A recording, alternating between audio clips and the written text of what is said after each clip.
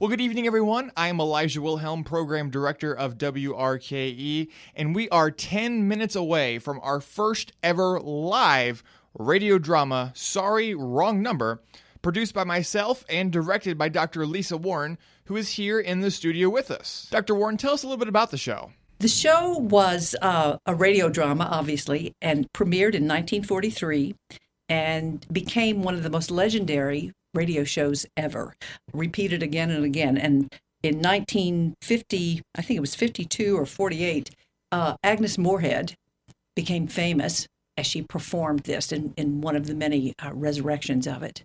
A very well-known actress, very well-respected actress as well. It's been resurrected as more radio drama. It's been resurrected as TV. It's been resurrected as movie. Yes. What do you think about this script has been so impactful that people want to keep hearing it? It's the suspense. It's the suspense. And even in the radio, they have created the radio script. The suspense is written into it. You just have to look for it. It doesn't tell you exactly stop here, wait here, but the suspense is in the rhythm of the language. Well, the main character here is a old lady who is an invalid who is having trouble getting out of bed and overhears this phone call. And that old lady is played by not so much of an old lady, Abby Linkus, who is also here with us in the studio. Abby, tell us about your character. So I play Mrs. Stevenson, who is, as you said, an invalid.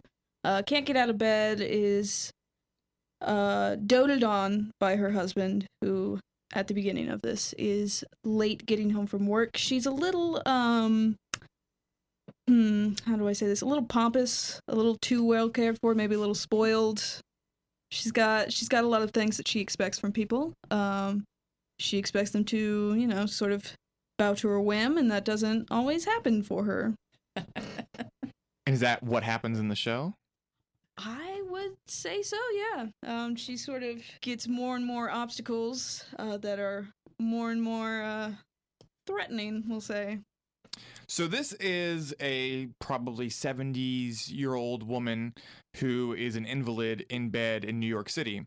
You are a 20-year-old college student who is from Shawsville, Virginia. So a little bit different.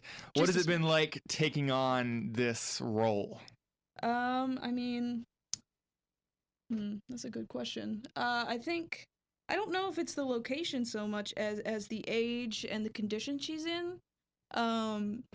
There's a quality of weakness or, lack of strength. Well, that was very descriptive. But just a lack of vitality that has to come across even as she's, ordering everyone around and insulting them for not doing exactly as she says. So the city part, I think, isn't as important as the fact that, she's an old woman and you kind of feel bad for her, but at the same time, she's an unpleasant old woman, so... Would you help her? Would I help her? I think that if I believed her, I would help her. Sometimes I think her backstory might be a little bit of the little old lady who cried wolf. She might be a little bit of a hypochondriac in some respects. Not in her invalid state, but just in several other venues. She seems like the kind of person who needs someone to do everything for her. Not necessarily because she's sick, but because she deserves it. Or at least she thinks she deserves it. She deserves it. Dr. Warren, what has been the hardest part of making all of this happen? Well, first and foremost, scheduling. Getting actors together when they all have different schedules makes it a challenge, but we made it one way or the other. And I had a cast of all women, even though it was written for men and women. We have a cast of all women, and they were fantastic. They were more than willing to bend their schedules and to take on additional roles if necessary. Very, very, very cooperative. So I really don't have any complaints. So we have a cast of 5 people, and 3 of them have multiple roles. How have you worked with them to kind of change their voices so that they don't sound like the same person? Well, we played with, first of all, what they could do automatically, played with changes in rhythm, Some dialects, we didn't do heavy dialect work, but some of them had dialects in their ears, if you will, and they could bring that to the table. But I really say that rhythm is important as anything, and the characters, because the characters are not always very empathetic towards Agnes. They snap at her, they ignore her, they minimize her problem, they don't listen to her, and the poor operator has to listen to her again and again. I think it's fun that this is a piece that was written when you had to call the operator and you had to dial a phone rather than punch, punch, punch. You had to know the numbers. So we've had some fun with that, bringing the phones in. Someone wanted to see what it felt like to dial a number. Today, think of it. You look on your caller ID and you say, ugh, I'm not going to call. I'm not going to answer that. This poor woman didn't have an opportunity to do that because that's how the phones worked then. And that's why I think it's a lot of fun for today's audience. I would like to argue with you that it has not been fun because I got 45 sound effects, is what the show calls for, and then deleted them all off my computer and had a breakdown in your office trying to find 45 new sound effects. I can attest to this. A week ago. So I have to argue it was not fun working with the different phones, but I get your point. But the sound effects really, really move it along. And the sound of the phone clicking, of lifting up the receiver, of dial, dial, dial. It would not be the same if it were all push button and we didn't hear that. That really helps to create the suspense. So you did a great job getting your sound effects. Well, thank you. Speaking of creating the suspense, Abby, you kind of have to build throughout the entire show. You know, by the time we end the show, we won't give anything away, but by the time we end the show, you're at a very manic point. How do you as an actor get that move and transition and put yourself in that mindset? It has a lot to do with breath. I've hyperventilated in several rehearsals, just to, for effect. But there is sort of a internal dialogue that you have to think about with Agnes of, not only does she think that people should listen to her, but also she really does have a problem in this. And she sort of, as Dr. Warren talked about, brushed off, sort of dismissed as a crazy old lady or, false alarm. And her, her life is kind of, her world as she knows it is sort of upended. And people, kind of shrug and say, oh, what can you do? If you watch Abby as an actor, her body's responding and her face is responding whether you can see it or not. And it comes out in her voice. But her whole body, we were laughing that her whole body was responding as she's sitting here in a chair. Fun. I think if you look at anyone who's voice acting or on the radio, even though you can't see it, there's a lot of body movement, a lot of facial movement because, even if you can't see it, you can hear how someone looks to a certain point, You can hear through the phone if someone's smiling while they're talking to you, or if they're angry, or if they're covering their mouth, So even as a radio show, I think body language is a major key to getting into it.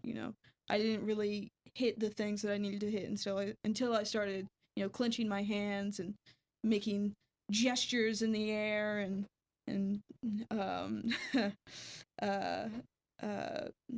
just acting, moving. Yeah. I think that's what it's called. Yeah, acting. I think so. That's what I've heard. Something like that. Something like that.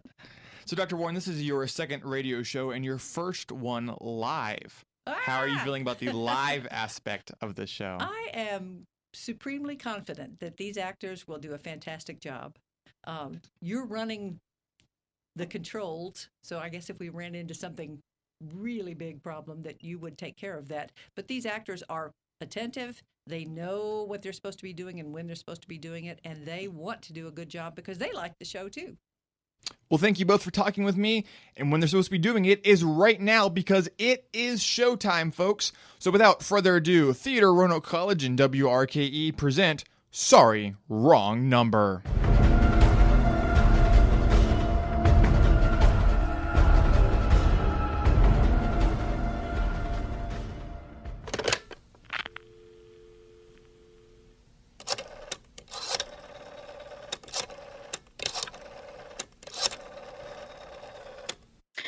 Operator, I've been trying to call Murray Hill 40098 for the last half hour, and it's been busy.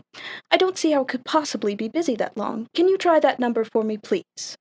I'd be glad to try that number for you. One moment, please. I don't see how it could possibly be busy all that time. It's my husband's office, and I'm all alone here in the house. My health is very poor, and I've been feeling so nervous all day. Ringing Murray Hill, 40098.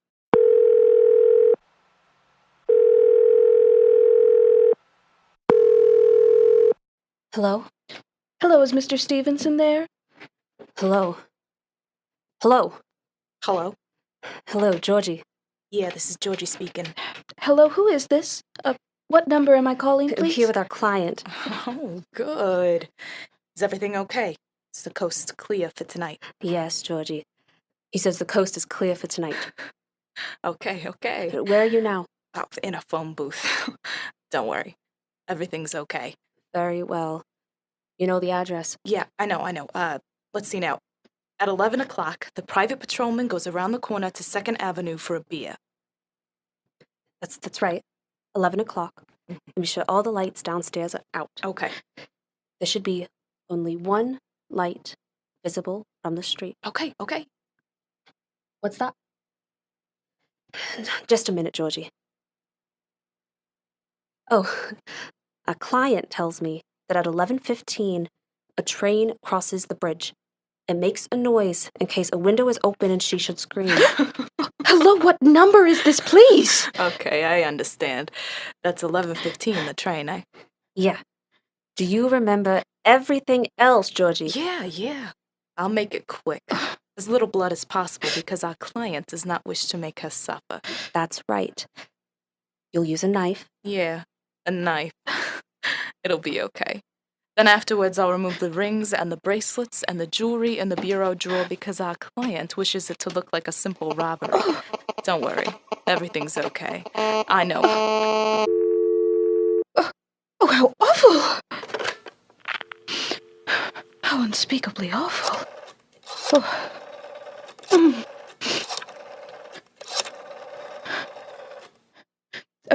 Operator? Your number, please. Operator, I've just been cut off. What number are you calling? Well, operator, I was supposed to be calling Murray Hill 40098, but it wasn't. Some wires must have gotten crossed. I was cut into a wrong number, and I've just heard the most dreadful thing.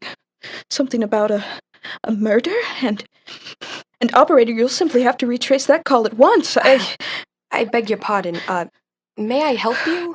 I know it was a wrong number, and I had no business listening, but these two men, they were cold-blooded fiends, and they were going to murder somebody, some poor, innocent woman who was all alone in a house near a bridge, and we've just got to stop them. We've just got to. What number are you dialing? Well, it doesn't matter what number I was calling. This was a wrong number, and you dialed it for me. And we've got to find out what it was immediately. What number did you call? Oh, why are you so stupid? Well, what time is... Do you mean to tell me that you can't find out what that number was just now? I will connect you to our chief operator. Oh, I think it's perfectly shameful. Now, look. It was obviously a case of some little slip of the finger. I told you to try Murray Hill 40098 for me. You dialed it. But your finger must have slipped, and I was connected with some other number, and I could hear them, but they couldn't hear me. Now, I simply fail to see why you couldn't make that same mistake again on purpose. Why couldn't you try to dial Murray Hill 40098 in the same careless way? Murray Hill, 40098. I will try to get it for you. Thank you.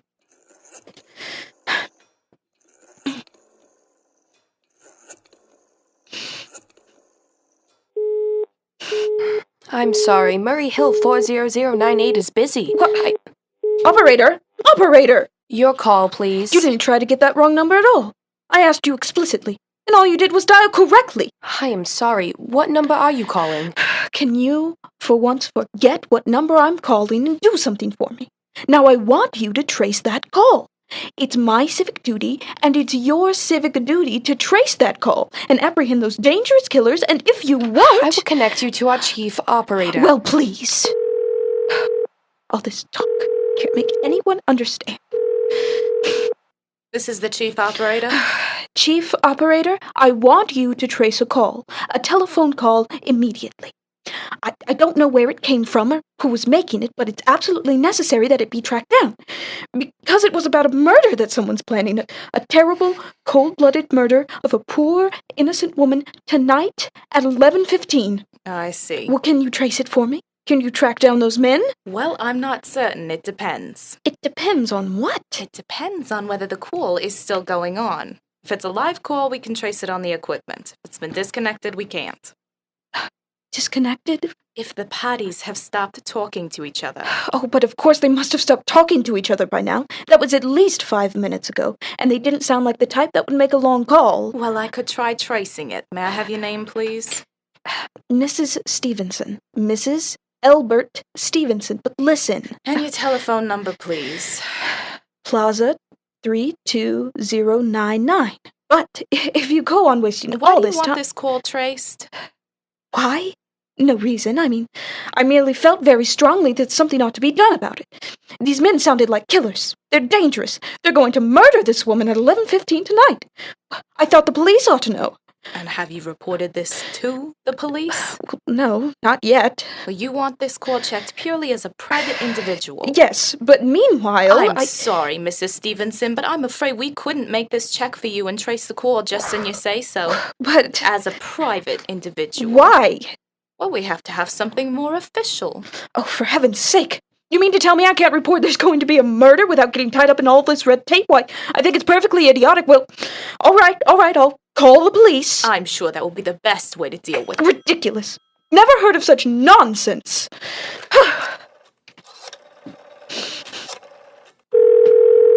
Your call, please. Police department, get me the police department. Please. Ringing the police department. Oh, you can't ring them direct.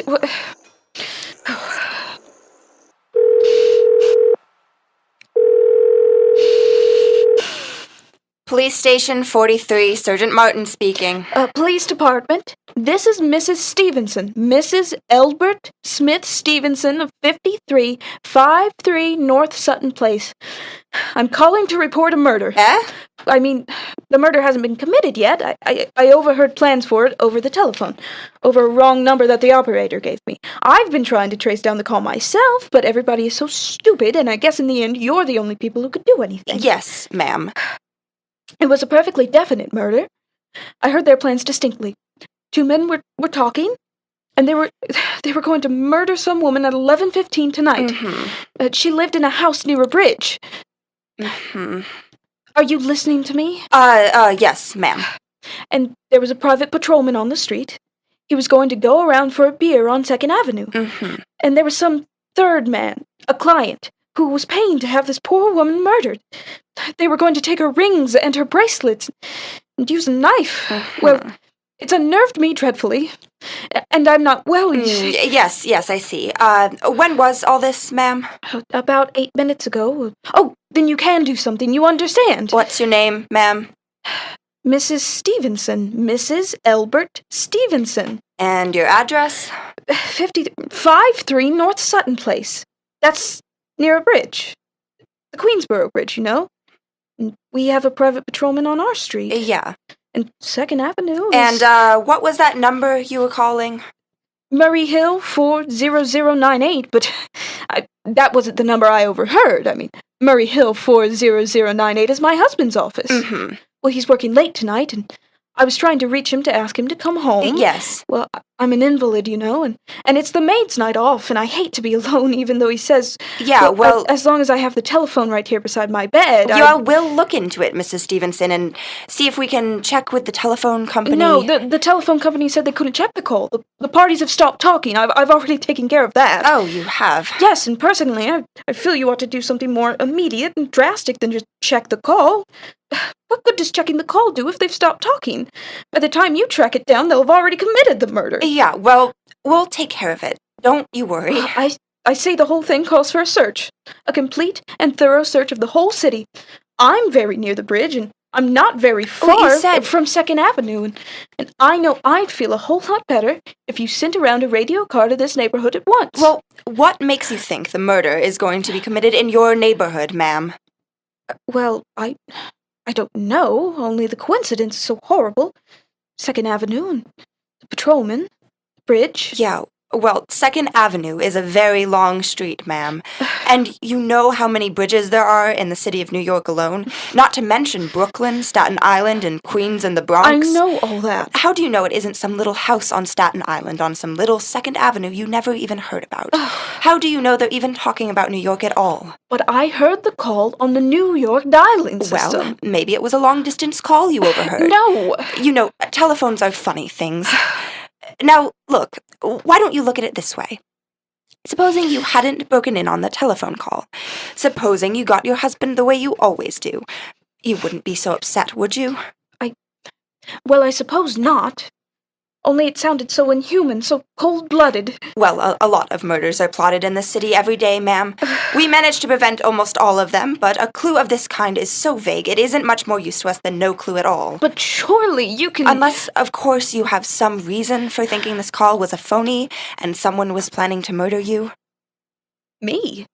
No, I hardly think so. I mean, why should anybody? I'm alone all day and night. I see nobody except my maid, Eloise, and she's a big 200-pounder. Yeah. She's too lazy to bring up my breakfast tray. Mm-hmm. And the only other person is my husband, Albert. He's crazy about me. He adores me. He waits on me hand and foot, and has scarcely left my side since I took silk 12 years ago. Yeah, well, then there's nothing for you to worry about, and you can just leave the rest of this to us. We'll take care of it. Well, what will you do? It's so late, it's nearly 11 now. We'll take care of it, lady. Well, will you broadcast it all over the city and send out squads and warn your radio cars to watch out, especially in suspicious neighborhoods? Lady, I said like mine. We'll take care of it. And now, I've got a couple other matters here on my desk that require immediate attention, so, good night, ma'am. Thank you. Oh, you idiot! Oh, why did I hang up the phone like that? Oh, now we'll think I'm a fool. Why doesn't Albert just come home? Why doesn't he? I'll get the operator again.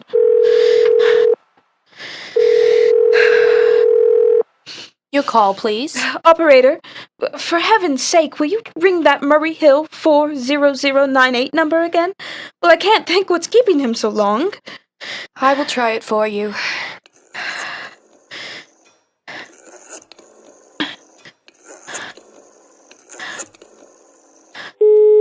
Oh. I'm sorry. Murray Hill 40098 is busy. I will try. I can hear it. You don't have to tell me. I know it's busy. Oh, if only I could get out of this bed for a little while. If I could get a breath of fresh air, just lean out the window and see the street. Oh, hello? Albert? Hello? Hello? Hello?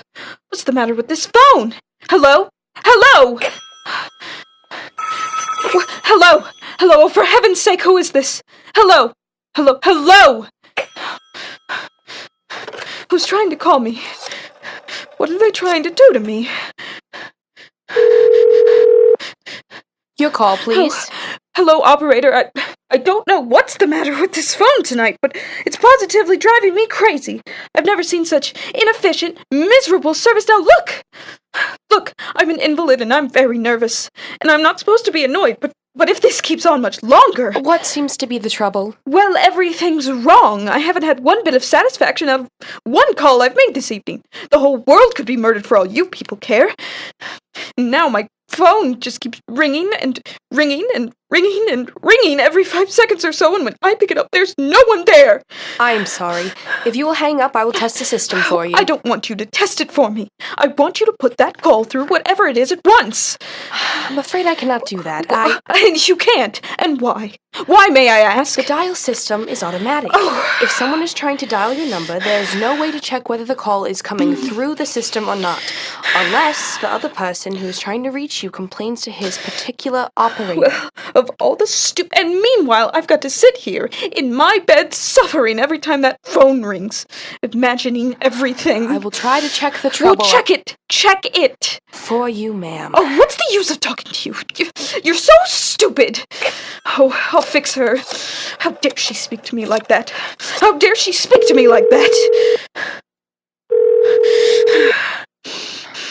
Your call, please. Young woman, I don't know your name, but there are ways of finding you out, and I'm going to report you to your superiors for the most unpardonable rudeness and insolence that's ever been my privilege to— Oh, give me the police department at once! You may dial that number direct. Dial it direct, I'll do no such thing! I don't even know the number! The number is in the directory, or you may secure it by dialing information. Listen here! What's the use? Oh, for heaven's sake, I'm going out of my mind! Hello? Hello, stop ringing me, do you hear? Answer me! Who is this? Do you realize you're driving me crazy? Who's calling me? What are you doing it for? Now, stop it! Stop it, stop it, I say! If you don't stop ringing me, I'm going to call the police, do you hear? Hello? Hello? If Albert would only come home. Oh, let it ring. Just let it go on ringing. I won't answer it. I won't answer it this time. If it goes on ringing all night, I won't answer it. I won't answer it.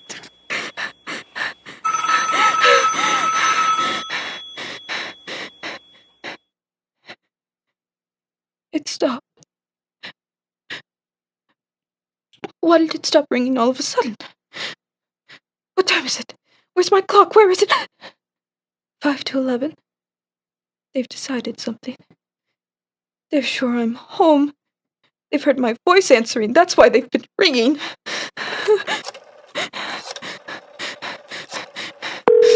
Where is she? Why doesn't she answer? Your call, please. Where were you just now? Why didn't you answer? Give me the police department!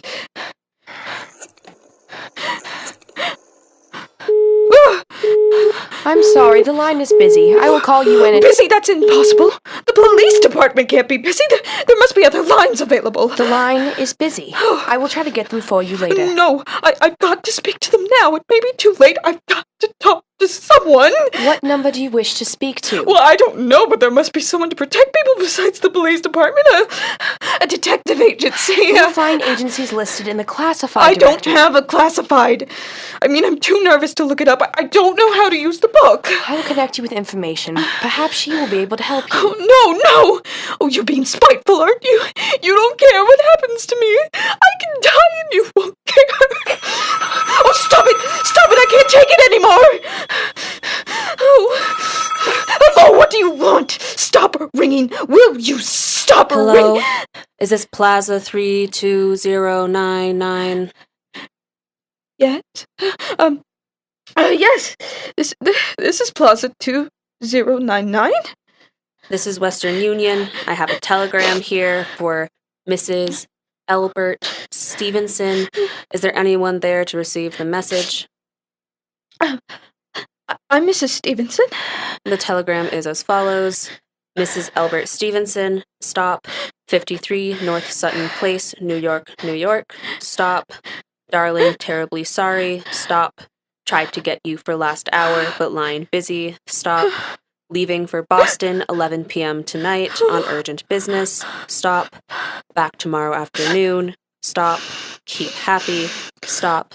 Love. Stop. Signed, Albert. Stop. Oh, no. Do you wish us to deliver a copy of the message? No. No, thank you. Thank you, madam. Good night. Good night. No.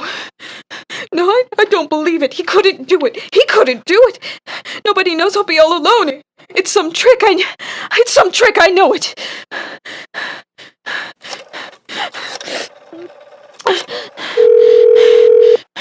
Your number, please.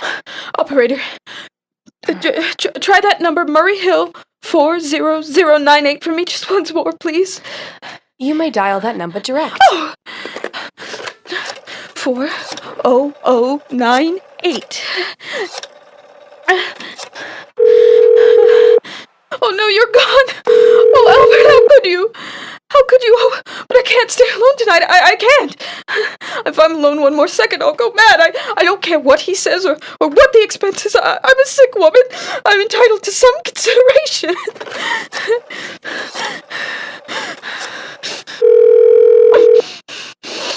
This is information. May I help you? I want the telephone number of Hinchley Hospital. Hinchley Hospital. Do you have the street address? No, it's somewhere in the 70s. It's a very small and private and exclusive hospital where I had my appendix out 2 years ago.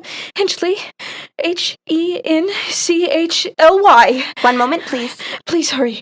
And please, what is the time? You may find out the time by dialing Meridian 71212. For heaven's sake, I've no time to be dialing.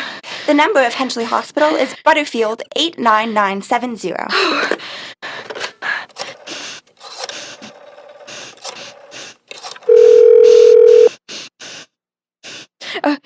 Is this Hinchley Hospital? Hinchley Hospital. Nurses Registry? Who is it that you want to speak to? I want the Nurses Registry at once. I want a trained nurse. I want to hire her immediately for the night. I see. What is the nature of the case, madam? Oh, nerves. I'm very nervous. I need soothing and companionship.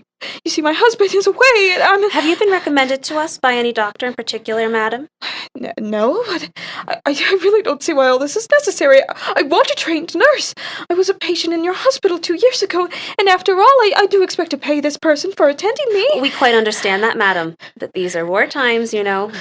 Registered nurses are very scarce just now, and our superintendent has asked us to send people out only on cases where the physician in charge feels it is absolutely necessary. Well, it is absolutely necessary. I'm a sick woman. I'm very upset, very. I'm alone in this house, and I'm an invalid. And tonight I overheard a telephone conversation that upset me dreadfully. A woman is going to be killed when a train crosses a bridge. In fact, if someone doesn't come at once, I'm afraid I'll go out of my mind. Well, I'll speak to Miss Phillips as soon as she comes in. And what is your name, madam? Miss Phillips, when do you expect her to come in? I really couldn't say. She went out to supper at 11 o'clock. 11 o'clock? But it's not 11, you know! Oh, my clock has stopped. I thought it was running down. What time is it? Just 15 minutes past 11. What was that? What was what, madam? That click just now in my own telephone. As though someone had lifted the receiver off the hook of the extension telephone downstairs. I didn't hear it, madam. Now about this nurse. But I did. There's someone in this house, someone downstairs in the kitchen. And they're listening to me now. They're listening. I won't pick it up. I won't let them hear me. I'll be quiet. And they'll think, but if I don't call someone now while they're still down there, there'll be no time. Oh, I've got to get that operator.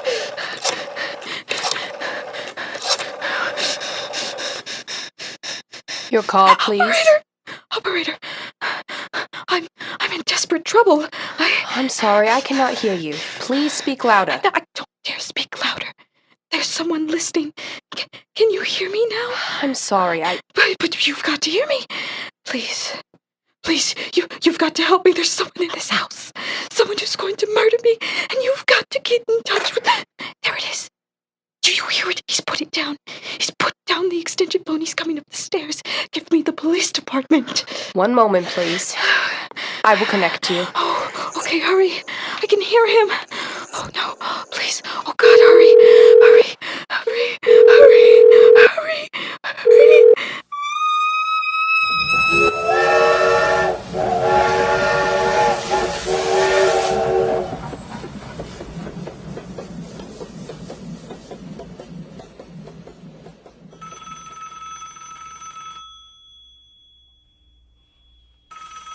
Police Department, Sergeant Martin speaking. Police department. Oh, I'm so sorry. Must have got the wrong number. Don't worry. Everything's okay.